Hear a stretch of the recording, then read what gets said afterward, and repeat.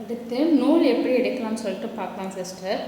நம்ம வந்து அந்த நூல் அப்படியே இருக்கும் இல்லையா, அது சில்க் த்ரெட் ஃபுல்லாக இருக்கும் இல்லையா, அதை வந்து எடுத்துகிட்டு அதை வந்து சிங்கிள் அப்படி தான் இருக்கும். இப்போ நம்ம வந்து இப்படி வந்து நம்மளால் கண்டிப்பாக பின்ன முடியாது. இதே மாதிரி வந்து 6 வரணும் நமக்கு, 6 இந்த மாதிரி நம்ம அந்த இப்போ இதில் வந்து 4 இருக்கு இல்லையா, அதே மாதிரி 6 வரணும்.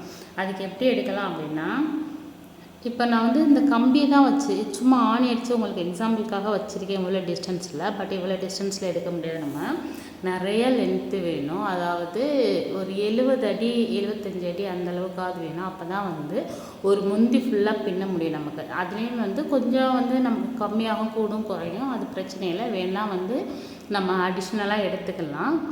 ஆனால் ரொம்ப கம்மியாக எடுத்துகிட்டு பிட்டு பிட்டாக போட்டோம் அப்படின்னா சேரீயோட லுக் வந்து அவ்வளோ நல்லா இருக்காது, எல்லா இடத்துலையும் கட்டாயி நல்லா இருக்காது. அதனால் வந்து நமக்கு ஒரு 100 அடி வரைக்கும் கூட எடுத்துக்கலாம். நீங்கள் வந்து ஸ்ட்ரீட்லலாம் வெளியில் நின்று எடுக்க முடியும் அப்படின்னா நல்ல லென்த், அதாவது ஒரு 5 சென்டில் ஒரு 3 வீடு இருக்கும்னா அந்த அளவுக்கு அதுக்கு கொஞ்சம் மேலேயே கூட எடுத்துக்கலாம்.